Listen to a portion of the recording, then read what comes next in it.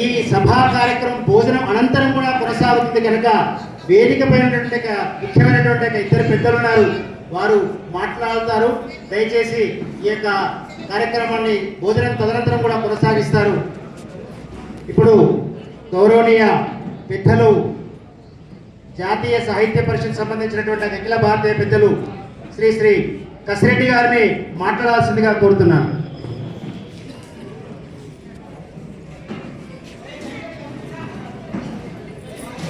ఓం పూర్ణమదః పూర్ణమిదం పూర్ణాత్ పూర్ణముదచ్యతే పూర్ణస్య పూర్ణమాదాయ పూర్ణమేవావశిష్యతే. అంతా పూర్ణం కాబట్టి ఈ పూర్ణంలో మనం ఉన్నాం. ఆ జ్ఞానమే మనకు అందించినవి ఉపనిషత్తులు. శ్రీ యాదగిరి గారు, డాక్టర్ యాదగిరి గారు వేదవేద్య శతకం రాసినప్పటి నుంచి నేను వారి సాహిత్యాన్ని, వారి సాహిత్యంలో చేస్తున్న కృషిని అధ్యయనం చేయడం జరిగింది. అయితే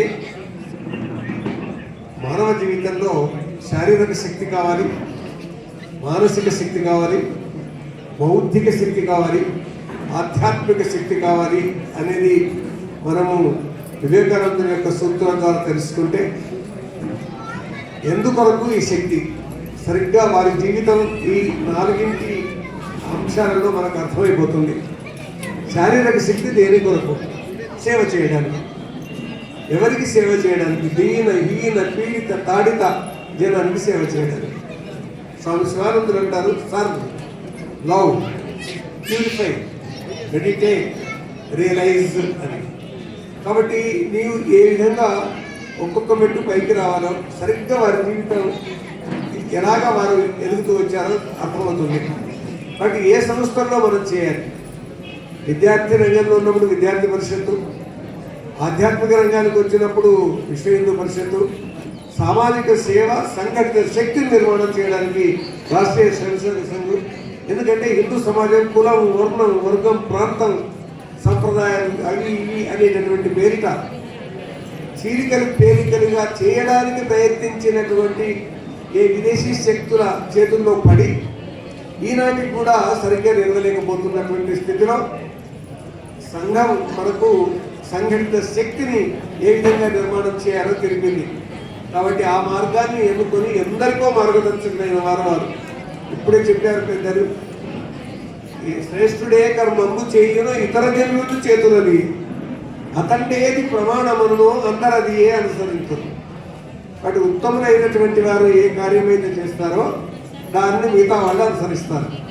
కాబట్టి ఈ యాదగిరి గుట్టలో లక్ష్మీనరసింహస్వామి సన్నిధిలో ఈ భావజాలం జనజీవితంలోకి వెళ్ళడానికి వారు వైద్య రంగాన్ని భౌతికంగా ఎంచుకున్నారు. మానసికంగా ఆధ్యాత్మిక రంగంలోకి జనాన్ని తీసుకొని వచ్చేసి ఆ ఆధ్యాత్మిక రంగం ఏది అంటే ఇప్పుడే చెప్పారు మిత్రులు జనప్ప గారు, ఆధ్యాత్మిక పరంగా వారు అందులో రాసినటువంటి ఒక పద్యంలో ఏమని ఉంటుంది అని అంటే దాని భావం చెప్తాను. గీత చదువంగా మీ తల రాత మారు, ఉపనిషత్తులు చదువుడు మేము ఉద్ధరించు, వేదమే మీకు సరి అయిన వెలుగు చూపు.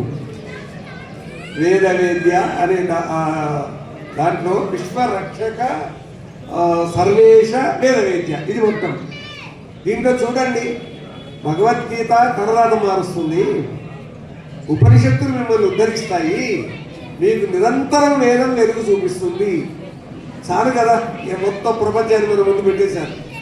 ఇవాళ ఈ 3 గ్రంథాలు మన మానసిక వికాసానికి, బౌద్ధిక వికాసానికి, ఆ తర్వాత ఆధ్యాత్మిక వికాసానికి, పరిపూర్ణ మానవునికి దోహదం చేస్తాయి అనేది అధ్యయనం చేసినటువంటి ఆయన తాను అదే విధంగా నడిచారు. అందువల్ల వారిని ఇక్కడ ఒక 5-6 సార్లు, ఆ తర్వాత హైదరాబాద్లో ఒక 4-5 సార్లు కలవడం జరిగింది.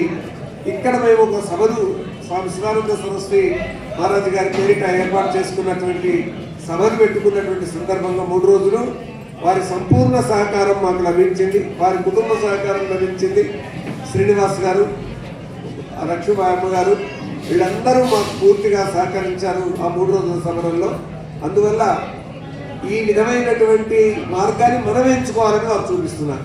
అదే మనం ఆ మార్గంలో నడవడానికి పూనుకుంటే వారికి ఆత్మశాంతి కలిగినట్టు నేను భావిస్తూ, వారి ఆత్మశాంతి శాంతి కలగాలని వారి కుటుంబ సభ్యులందరికీ కూడా సంతాపాన్ని తెలియజేస్తూ, వారికి శ్రద్ధాంజలి ఘటిస్తూ మళ్ళీ ఒకసారి ఓం పూర్ణమదః పూర్ణమిదం పూర్ణాత్ పూర్ణముదచ్యతే పూర్ణస్య పూర్ణమాదాయ పూర్ణమేవావశిష్యతే అంటూ ముగిస్తున్నాం.